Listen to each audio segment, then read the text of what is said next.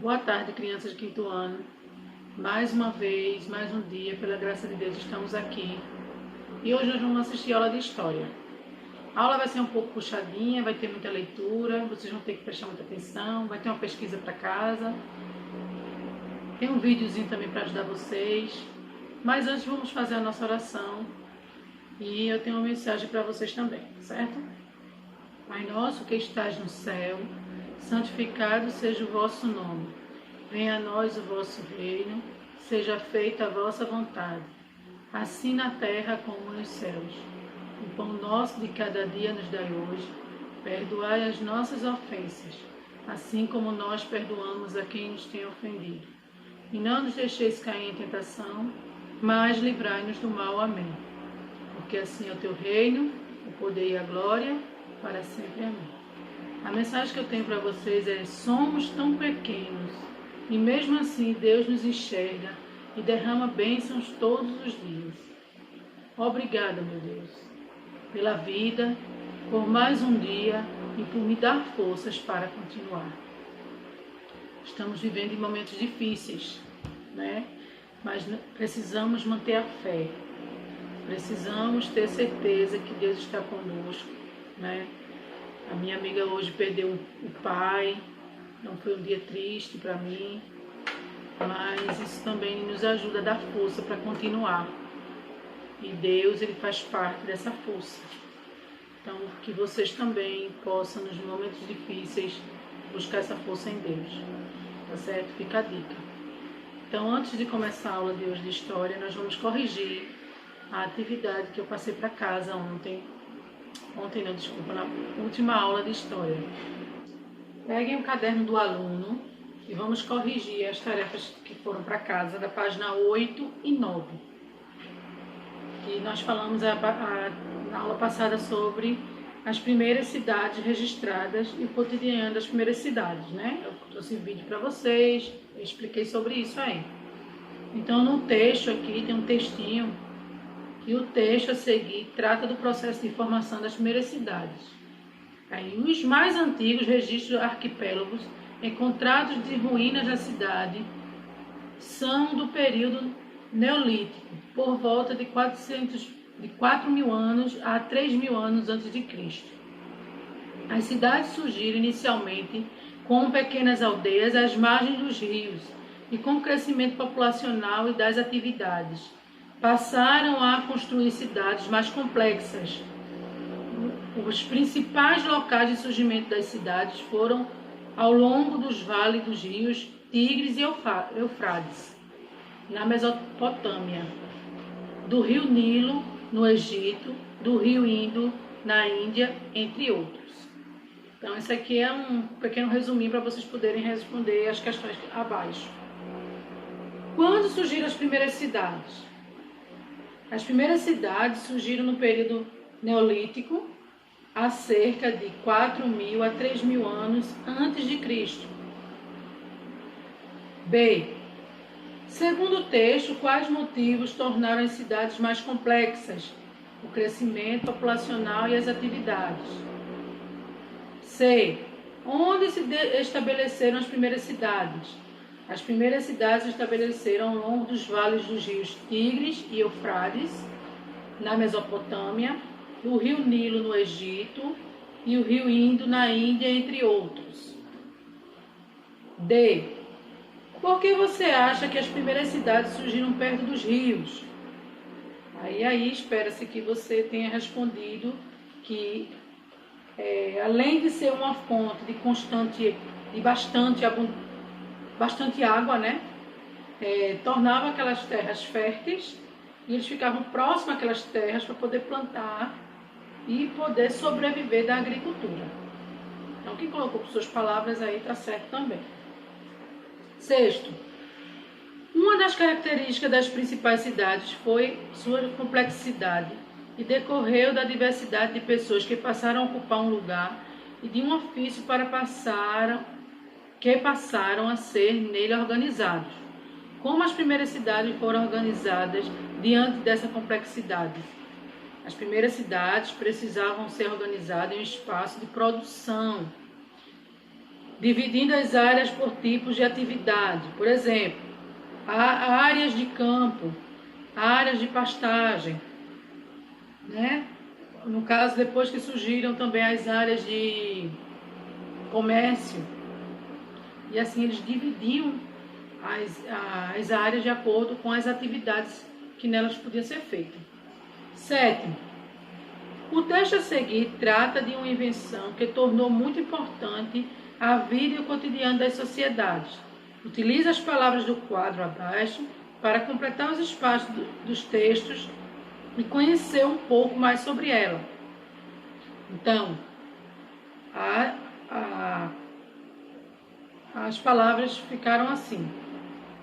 A escrita surgiu há milhares de anos numa região chamada Mesopotâmia. Essa nova linguagem era muito importante porque permitia às pessoas registrar informações sobre o cotidiano, o comércio, os grandes acontecimentos de sua época, as leis das cidades, as descobertas científicas e as atividades religiosas. As poucas pessoas que sabiam escrever eram muito privilegiadas e foram conhecidas como escribas. Oitavo e último. Os primeiros registros escritos foram encontrados em uma antiga região conhecida como Mesopotâmia. Escreva algumas características da escrita encontrada nesse local. Lembra que eu falei do barro, quando eles descobriram o barro, a cerâmica? A escrita encontrada na região da Mesopotâmia ficou conhecida como escrita cuneiforme, pois era feita de objetos com ponta e de cunho, impressas no barro, em cerâmicas de barro e barro. Acredita-se que ela tem sido o primeiro sistema de escrita que surgiu no mundo, por volta de 5.000 anos atrás. Geralmente era grafada em tábuas de argila.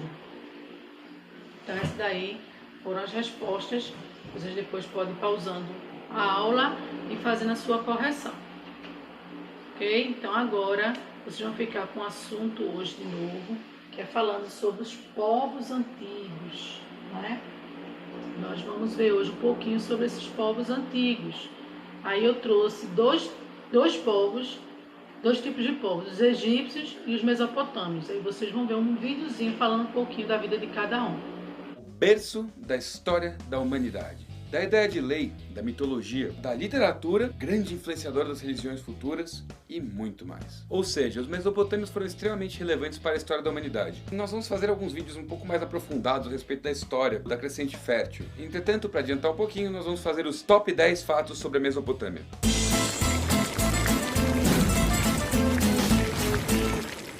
Primeiro fato, a Mesopotâmia é uma região entre os rios Tigre e Eufrates, no território do atual Iraque. A origem da palavra Mesopotâmia é do grego, composto de meio e rio, ou seja, terra entre dois rios. Os rios Tigre e Eufrates nascem no leste da Turquia, atravessam o território do atual Iraque e desembocam no Golfo Pérsico. A Mesopotâmia é parte de uma região por muitos chamada de Crescente Fértil. A Crescente Fértil compreende os atuais Iraque, Síria, Israel e Egito. Tudo indica que as primeiras civilizações da história surgiram nessa região, bem como as margens do Nilo. Alguns historiadores também consideram que foi por lá que apareceu a agricultura, a criação de animais e a escrita, e caracterizam essas civilizações como civilizações hidráulicas com o modo de produção asiático. No nosso vídeo sobre o Egito, explicamos exatamente o que é uma civilização hidráulica. Checa lá. Fato número 2. A Mesopotâmia foi habitada por diversas civilizações, entre elas os sumérios, os assírios e os babilônios. Por lá também passaram os hebreus, os persas, os gregos e os mongóis. Os povos que habitaram a Mesopotâmia falavam diversas línguas semitas, um conjunto linguístico do qual fazem parte o hebraico e o árabe. Entre as línguas semíticas, vale lembrar do cadeu, do assírio, do acadiano e do ugarítico.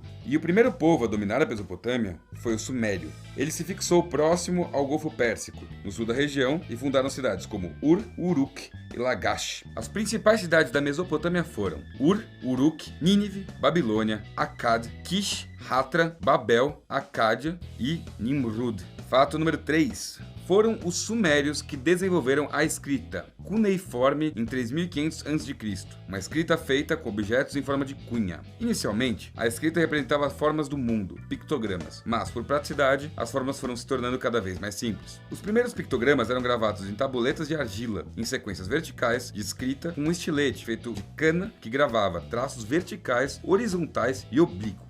A Suméria foi dominada pelos acádios e mais tarde pelos amoritas, que criaram o primeiro Império Babilônico. Fato número 4. O Império Babilônico tinha como capital a cidade da Babilônia, vindo daí o nome do império. Com a decadência da Babilônia, a Mesopotâmia foi totalmente dominada pelos assírios. A primeira capital do Império Assírio foi Assur, e depois foi a vez de Nínive ser a capital. Os babilônios daí dominaram Nínive e subjugaram os assírios, fundando o segundo Império Babilônico. Esse império também foi chamado de Império Caldeu, e foi nessa época que foram erguidos os míticos Jardins Suspensos da Babilônia. Fato número 5. Os Jardins Suspensos da Babilônia são uma das 7 maravilhas do mundo antigo. Dizem que foi um presente do rei Nabucodonosor à sua esposa. E uma curiosidade muito interessante: os Jardins Suspensos da Babilônia continham berinjelas, cebolas, pepinos e árvores frutíferas. Fato número 6. A Babilônia foi dominada pelo líder persa Ciro II no ano de 539 a.C., transformando-a em província de seu império. Mais tarde, foi a vez dos macedônios conquistarem a região. O cativeiro da Babilônia foi a deportação em massa de judeus para a Babilônia, ordenada por Nabucodonosor II, o mais poderoso rei da Babilônia. Consta que durou 70 anos, só terminando com a conquista da região pelos persas. Fato número 7. Os templos mesopotâmicos mais comuns eram os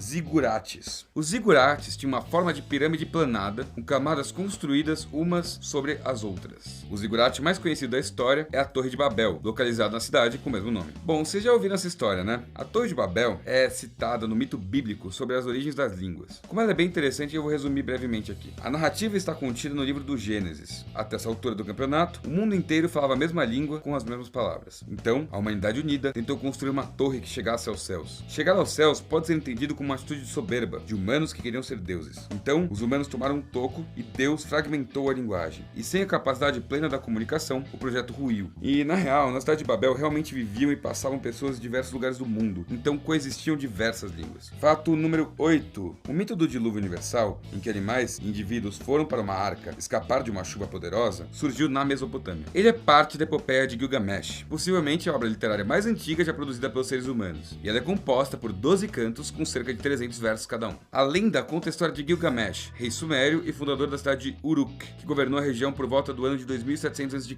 Fato número 9. Outro mito hebraico que também pode ter origem na Mesopotâmia é o da criação do mundo. Não é à toa que é uma região tão frequentemente retratada na Bíblia. Fato número 10. O Código de Hammurabi foi um conjunto de leis criado na Mesopotâmia pelo rei Hammurabi. Um dos pontos principais do código foi a tal da Lei de Talião, a famosa lei do olho por olho e dente por dente. Embora o Código de Hammurabi não seja o primeiro código de leis da história, pois os primeiros registros legais que se tem notícia são anteriores a ele em uns 4 séculos, sua importância histórica maior reside no fato de ser o documento legal melhor preservado que reflete a estrutura social da Babilônia comandada por Hammurabi. Detalhe, esse código continha leis sobre a fabricação e comercialização de cerveja, além de deveres e direitos dos frequentadores de tavernas. Antigas civilizações. Parece que a gente não cansa de falar delas, não é? Acontece que mesmo que nossos antepassados sejam hoje chamados por nós de antigos, eles fizeram coisas invejáveis até mesmo para a ciência atual. Isso já vem sendo provado há muito tempo. Aliás, quando o tema é esse, quais civilizações vêm primeiro em sua mente? Quase que com certeza, o povo egípcio e os antigos sumérios estejam na ponta da lista, certo? Sabia que esses dois povos podem estar diretamente ligados? A verdade é que não existe um jeito fácil de explicar isso, mas um item, conhecido como ouro monatômico, é o responsável por interligar essas duas antigas civilizações de um modo nada convencional.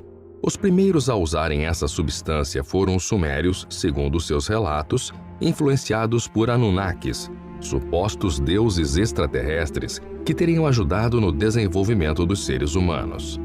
Após algum tempo, os segredos do ouro monoatômico chegaram até os egípcios, que o usaram como forma de propagação de suas divindades, dando poder aos faraós. Como se sabe de tudo isso? Graças às descobertas arqueológicas, é claro.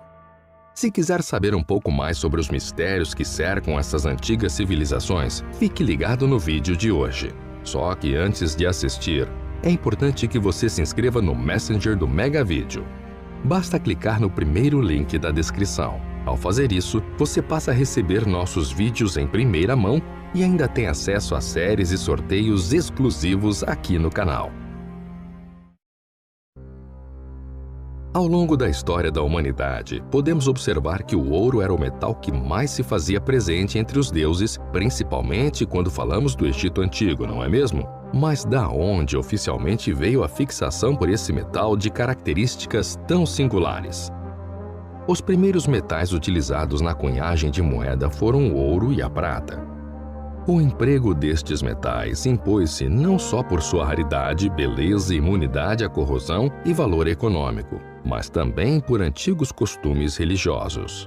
Na Terra, o ouro é um dos recursos mais importantes que a sociedade conhece. Utilizamos em diversas coisas. Ele é usado em componentes elétricos e em quase tudo que tem a ver com a eletricidade. Afinal, o ouro é mesmo um dos melhores condutores, e sua maleabilidade, a capacidade de se transformar em fios, além da capacidade de usá-lo em pequenas formas de nanopartículas, torna ele um recurso tecnológico incrível para qualquer tipo de forma de vida inteligente. E é aí que aquela história do ouro monoatômico que falamos no início começa a ficar bem misteriosa. Em 1904, uma expedição particular chamada Egyptian Exploration Found encontrou sobre uma montanha um templo egípcio dedicado à deusa Hathor. Como coincidência, o templo estava acima do Monte Horebe, o mesmo em que, segundo os escritos sagrados cristãos, Moisés recebeu os 10 mandamentos enquanto guiava os israelitas pelo deserto.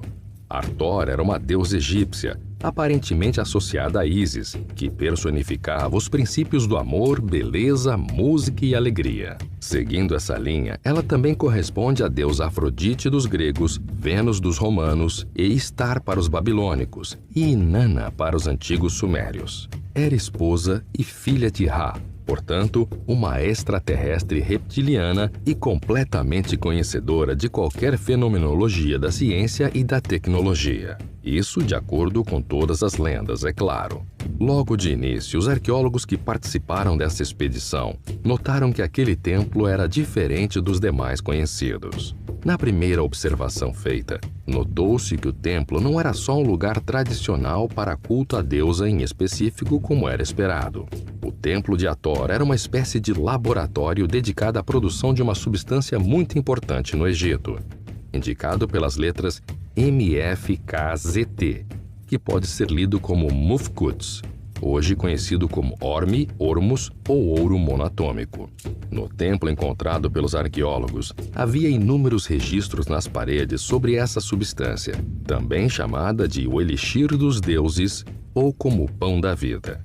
Esses termos reforçados indicam que provavelmente esse não seja apenas um componente qualquer, não é mesmo? Uma vez no local da descoberta, quando os arqueólogos removeram as pedras do templo, foram encontradas cerca de 50 toneladas desse pó branco muito fino, chamado de vários nomes. Várias amostras foram recolhidas, mas seus resultados nunca foram divulgados. E assim, todo o pó, segundo os cientistas, desapareceu da noite para o dia, misteriosamente, levado pelos ventos do deserto, assim como muitas outras coisas que teriam sido descobertas por lá. O que sabemos é que a análise confirmou que a substância é feita de ouro puro, conhecido como ouro monoatômico, uma substância de alto spin. Para os historiadores, a teoria mais provável é que o produto seja solúvel em água e que fosse utilizado pelos antigos egípcios como uma mistura responsável para garantir a longevidade, responsável por proteger as pessoas, principalmente os nobres, contra todas as principais doenças. Conforme pode ser observado em vários hieróglifos, era consumido com regularidade pelos faraós, o que, segundo as lendas, dava o poder de divindade a eles. Também através dos hieróglifos do templo de Hathor, ficou-se sabendo que o ouro monoatômico de alguma forma anula a gravidade, explicando as construções gigantescas encontradas em todo o Egito. Concluiu-se também que esse conhecimento provavelmente saiu do Egito junto com os israelitas durante o Êxodo e foi passado de geração em geração até chegar aos essênios. Isso porque, através de estudos, Constatou-se que os essênios extraíam o ouro monoatômico produzido naturalmente das águas do Mar Morto.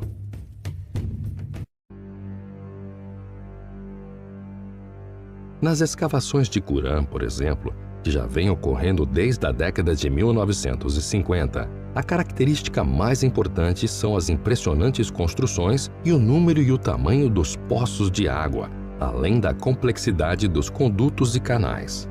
Um aqueduto no lado oeste vinha das colinas trazendo suprimentos de água fresca. Outros cursos de água vinham diretamente do salgado Mar Morto.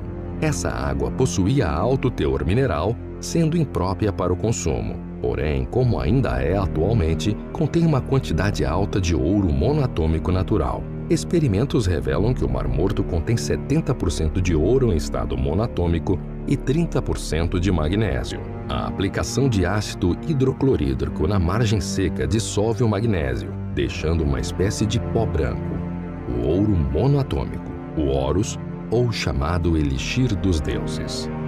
No entanto, não é apenas o templo de Hathor e em Qumran que há registros sobre o ouro monoatômico. Desde a Idade Média, há mitos acerca de sua fabricação através de métodos como a alquimia. Depois, durante a Idade das Trevas, esse conhecimento acabou se limitando apenas a ordens secretas, mas não deixou de ser realizado. Há também registros de alquimia relacionada aos gregos e a muitos outros povos. Se continuarmos pesquisando, vamos perceber que essa linhagem retorna até a escola de mistérios dos sumérios, como sempre.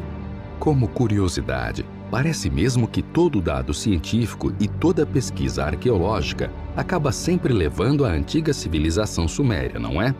Será apenas coincidência? Talvez não. O ponto é que os sumérios, os egípcios e todos os outros povos que fizeram uso do ouro monoatômico acreditavam que a substância poderia servir para prolongar a vida de qualquer pessoa que fizesse uso dela. Segundo eles, o ouro monoatômico poderia ter a capacidade de reter a energia perdida pelo corpo em até um nível de 100%, o que possivelmente causaria a longevidade prometida.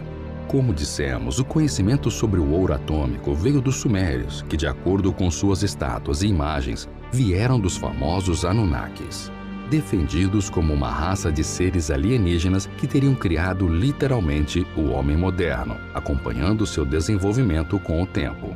O pesquisador Zecharia Sitchin, especialista que dedicou toda a sua vida no estudo dos sumérios, teorizou que os Anunnakis vieram de outro planeta em nosso sistema solar que tem uma órbita elíptica de 3.600 anos. Os planetas minerais e recursos foram esgotados, especialmente o ouro. Sendo assim, eles vieram para a Terra minerar ouro e levá-lo de volta para seu planeta natal. De acordo com essa teoria, esses seres divinos alteraram geneticamente a humanidade primitiva e criaram uma força de trabalho que lhes permitiu minar ouro de uma forma mais acelerada.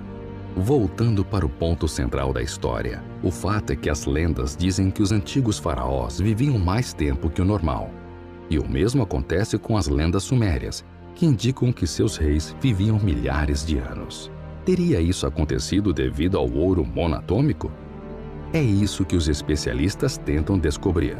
Porém, é evidente que esses povos escondiam alguns grandes segredos, mesmo que tenham vivido milhares de anos atrás. Pronto, agora desse pequeno resumo, depois de vocês assistirem esse primeiro pequeno resumo que eu separei para vocês, muito interessante, falando sobre o surgimento desses povos, que foram os egípcios e os mesopotâmios. Nós vamos entrar agora na nossa aula. Então, no manual do aluno, a partir da página 21. Então, eu vou fazendo a leitura do texto, aí a gente vai recordar algumas coisas que vocês viram no vídeo, mas no vídeo não tem tudo. Então, por isso que eu vou ler todos os textos. E à medida que for tendo atividades, a gente já vai registrando. Você pode pegar um rascunhozinho aí, para depois passar limpo pro livro, tá bom? Então, os povos antigos, o cotidiano e a religião. Aí tem um diálogo que diz assim: professora, primeiro a professora fala: na sociedade egípcia, o faraó era o principal líder político e religioso e militar. Professora, um documentário que eu vi com meu pai, dizia que ele era considerado um deus na terra. É verdade? A pergunta de Otávio foi o ponto de partida para a professora Nádia explicar um pouco mais sobre os povos antigos. Ele começou com os egípcios e os mesopotâmios. Por isso que eu separei os dois tipos de textos para você. Então, os povos egípcios e mesopotâmios. Na sociedade egípcia e mesopotâmia, a administração da cidade estava inteiramente ligada ao mundo religioso. Egípcios e mesopotâmios eram polietistas, ou seja, reverenciavam vários deuses, várias divindades, e todos eram diferentes entre si. Para esses povos, cada elemento da natureza, ofício ou característica humana, era representado por uma divindade. Então, eles tinham deuses para tudo. Então, quem assistiu aquela novela lá dos 10 Mandamentos, aquelas novelas lá da Record, pôde ver, ilustrado lá em alguns capítulos, como eram essas divindades, né? Divindades de animais. Às vezes eles faziam animais com corpo de pessoa, pessoa com a cabeça de um animal e corpo de pessoa, e vice-versa. Eles criavam suas divindades, eles criam naquilo ali. Tem até algumas imagens aqui que tem na legenda dizendo assim: à esquerda a representação da divindade do Egito antigo, abençoando o faraó. À direita, representação da divindade dos povos mesopotâmios. Então tem dois tipos de divindades aí no livro de vocês, deve estar coloridinho, mais bonitinho do que o meu, mas dá para entender. E foi falado também lá no videozinho. Os reis conhecidos como faraós no Egito e Petis na Mesopotâmia tinham poderes e responsabilidades sobre a religião, a vida militar e a vida cotidiana da população. Eles eram considerados principalmente divindades na terra. Para mostrar o seu poder, esses líderes construíam imensas obras arquitetônicas, como templos e palácios. Página 22. Nessas sociedades também existiam funcionários que auxiliavam os reis na condução da vida espiritual da população. Eles eram os sacerdotes, que participavam dos rituais cotidianos e estavam socialmente mais próximos dos moradores da cidade. A religião estava presente em todos os aspectos da vida diária. Acreditava-se que as cheias dos rios, as mudanças da natureza, os ventos atmosféricos e astronômicos, entre outros, eram promovidos ou influenciados pelas divindades. Dessa forma, as pessoas buscavam na religião proteção e força para a realização de atividades do cotidiano. Então, podem ver que eles eram ligados, né? A religião e seus costumes, sua vida cotidiana, elas andavam juntas, né? Hoje, nos tempos de hoje, não deixa de ser diferente.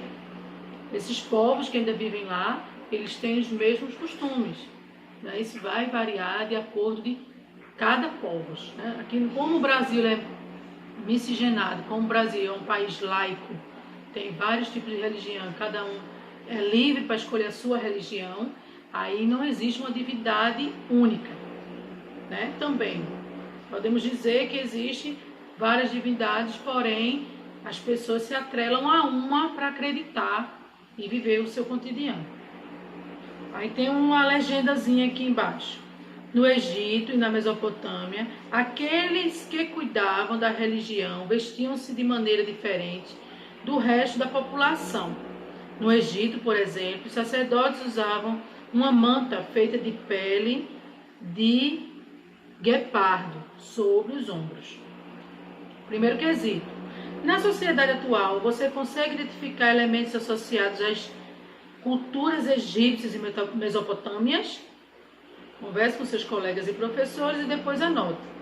Então, hoje, esses rituais, eles aparecem muito nos filmes antigos, nas animações, porque muita coisa mudou. Houve grandes evoluções, tanto nas crenças, como na maneira deles viverem, que não é mais aquele ritual, não é mais aquela crença como era tanto quanto há 2.000 anos atrás, 3.000 anos atrás. Hoje eles vivem de forma cultural, mas que se adaptam a atualidades. Então lá já existe tecnologia, lá já existe outros aparatos que na época não existiam. Então há uma evolução nessas crenças aí. Então podemos dizer que existem elementos que marcam, porque eles não deixam que a cultura morra, como eu falei no início, porém de forma atualizada. Aí tem outro diálogo. Lembra aquele jogo que forma civilizações que jogamos em casa? Sim, nele havia civilização egípcia e também gregos e muitos outros povos. Que tal conhecermos um pouco sobre esses outros povos também? Sugeriu aí a professora. O que você conhece sobre culturas de gregos romanas da antiguidade? Então aqui já vai ser nossa próxima leitura. Os gregos e os romanos também eram polietistas e acreditavam em conjuntos de divindades. Os deuses e as deusas dos gregos e romanos eram muito similares entre si, mas recebiam nomes diferentes. Zeus dos gregos era Júpiter para os romanos. O conjunto de divindades era chamado de Panteão e habitava um lugar conhecido como Monte Olimpo. Para esses povos, as divindades estavam constantemente em contato com as pessoas na Terra, ajudando-as ou criando situações diferentes de dificuldades para elas. Então temos aqui, no livro de vocês também já deve estar melhor a visibilidade, vários tipos de diferentes deuses, divindades, que eles acreditavam que habitavam na Terra, né? Por exemplo, Atenas, Minerva, lembra lá a gente até viu lá na atividade de português segunda-feira, falou sobre essa Minerva aí, né, que era a deusa da sabedoria. Aí tem a Ares, Marte,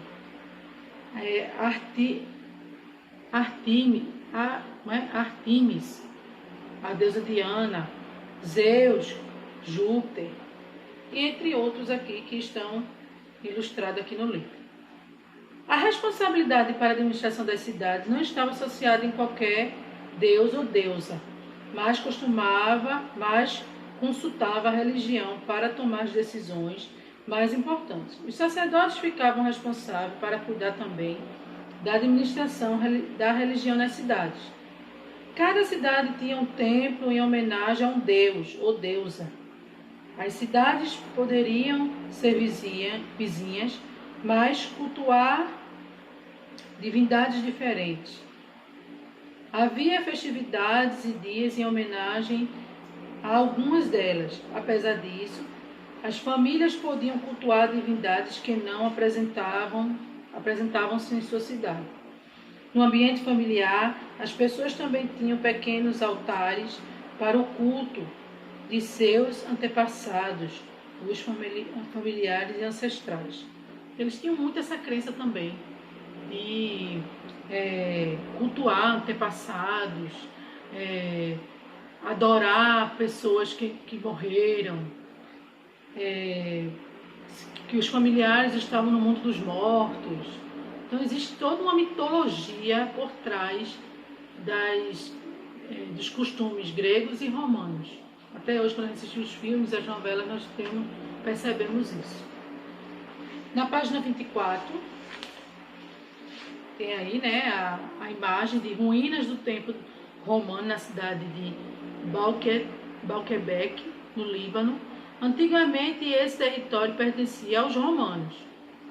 Aí a professora diz aqui: agora que você já conhece a religião antiga, vamos conhecer alguns que sobreviveram ao tempo. Você sabia que das 3 grandes religiões do mundo moderno são originárias dos povos semitas? São elas o judaísmo, o cristianismo e o islamismo. Então, essas três aí são as que ficaram das grandes religiões do mundo do antepassado, que hoje também existe essas religiões no mundo moderno. Os semitas. Os povos semitas são aqueles que no passado habitavam a região que hoje é o Oriente Médio e cujas línguas faladas apresentavam certas similaridades entre si. Dois desses povos são os hebreus e os árabes. Nos primeiros tempos, esses grupos viviam em tribos seminômades, quer dizer, quase nômades, criando animais e em determinadas épocas do ano praticavam agricultura na área propícia, como os oásis. Desde muito antigamente, a religião do Oriente Médio careceu de grandes cursos fluviais. Esses povos antigamente eram os politeístas ou cultuavam ancestrais. O encontro com outras culturas permitia aos grupos semitas desenvolver para aquela época noções diferentes de religiões. Entre essas inovações estava o pensamento monoteísta, ou seja, a crença na existência de um só Deus, que controlaria tudo. Os líderes e governantes desses grupos eram colocados como escolhidos por Deus. Mas ainda assim, existia um grupo de pessoas que cuidavam dos ritos da religiosidade do lugar. Para esse grupo, os dogmas da religião foram as primeiras normas e funcionavam tal como as leis que reagiam e ordenavam a vida cotidiana da população. O menino fala: professora, os indígenas também possuíam atividades associadas à religião? Sim, Ita. Assim como muitos povos da América, da África e da Ásia, vamos saber mais sobre esses grupos. É o próximo grupo que nós vamos ver agora, que são as sociedades tradicionais da Ásia e da África e da América. Então já foram outros povos que, dentre desses povos aqui, a gente vai ver e vai identificar deles até no Brasil. Na próxima aula de geografia, a gente vai falar sobre a formação da população brasileira, que é a aula de amanhã, e vocês vão ver que os povos africanos, os americanos, eles tiveram uma grande influência na formação do povo brasileiro. A gente pode dizer que a grande miscigenação do povo brasileiro vieram desses povos aqui, que são os africanos e indígenas.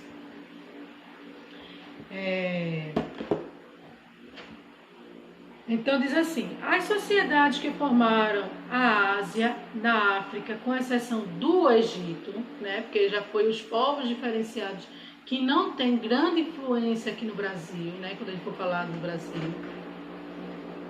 E na América desenvolveram religiões tradicionais que misturavam-se com os politeístas e culto aos antepassados. Então eles acreditavam muito nessa história de reencarnação. Quando nascia um bebê era com a alma de não sei de quem, que já estava vindo, que ele tinha sido espiritualizado por aquilo ali. Então eles tinham essas ideias de antepassado. Eles não acreditam, muitos deles até hoje não acreditam, que quando morremos, acabou, assim, a nossa vida não vai ser continuada em outras gerações. Embora muitas religiões ainda hoje acreditem, né? Que a gente tem que respeitar as crenças das pessoas. Então, existem algumas religiões que ainda têm esse ponto de vista, né? Então, eles tinham esse ponto de vista na época. Então, na Ásia, as religiões tradicionais não estavam associadas diferentemente aos governos das cidades.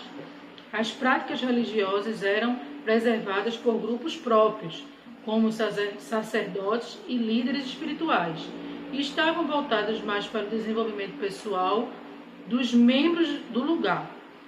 Nas sociedades orientais, o polietismo ainda é comum entre todas as expressões religiosas. Na África e na América, os reis e as lideranças que cuidavam das tribos, comunidades e cidades representavam apenas o poder terreno. Nessas culturas, o poder das divindades conectavam-se no mundo terreno por meio dos sacerdotes, líderes espirituais e xamãs. Essas pessoas eram consultadas pelos governantes antes de estes tomarem decisões que envolviam a comunidade. Então, os xamãs, os líderes espirituais, eles tinham o poder de influenciar em decisões. Eles tinham que participar das reuniões. Hoje a gente vê que, como o Brasil, por exemplo, ele é república, somente os políticos eles tomam as decisões. Mas nesse tempo aqui na África, e existem de outros países que o líder espiritual ele tem participação nas decisões. Aí você gostaria de conhecer as culturas antigas? Será que elas têm algo em comum com a sociedade em que vivemos hoje? Você consegue identificar elementos comuns nas culturas antigas que estudou e a sociedade em que vivemos hoje? Então foi aquilo que nós falamos, que existem as miscigenações, as misturas de culturas. O Brasil é muito miscigenado, porque desde o início, com a chegada dos portugueses, onde já existiam os índios, e aí foram se misturando as culturas, e depois veio os africanos, veio da África para servir como escravo na mão de obra, da cana-de-açúcar e etc. Foi outra história. Mas esses povos, eles tinham as suas divindades, eles tinham as suas crenças.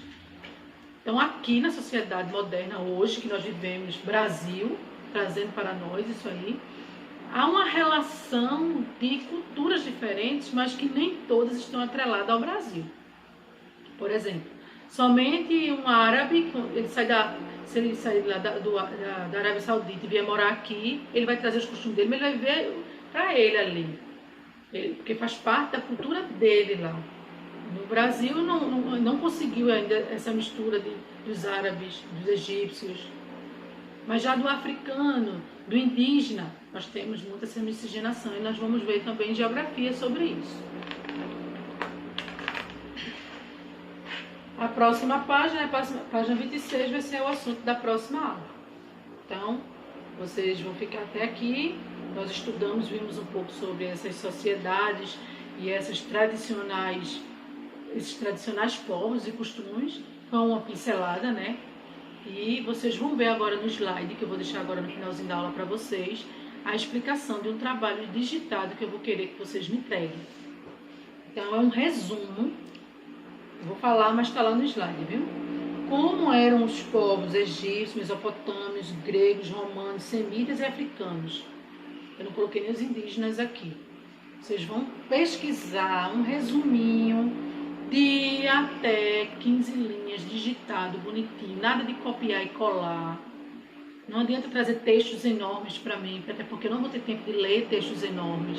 Eu quero ver a sua ideia, o que é que você entendeu desses povos aqui. O que foi que lhe chamou a atenção? O que foi que você vai em poucas palavras dizer que você chamou sua atenção, que você aprendeu sobre a vida dessa sociedade, desses povos. E também vocês vão, com os estudos, responder as suas conclusões. Essa questão aí está na página 4 do manual do aluno. Então, aqui na questão 4, que foi essa que eu acabei de ler aqui no finalzinho, da página 25, desculpa, não é 24, da página 25, esse quarto quesito aqui, você consegue identificar elementos comuns entre a cultura antiga que estudou e a sociedade em que vivemos hoje? É esse quarto quesito. Eu vou querer, junto com o resumo. Lembrando que o resumo é a primeira parte. Essa questão respondida aqui é a segunda, e vocês vão enviar para o meu e-mail até o dia 21, que é o dia da próxima aula. Combinado? Então, vocês vão fazer essa atividade de casa. Não vai ter no caderno de atividades hoje, porque eu pedi esse trabalho. Então, fica aí a dica, e qualquer dúvida pode ir lá no grupo, que eu dou as instruções. Mas eu vou deixar o slide para orientar vocês, tá certo? Um beijo e até amanhã. Estudem!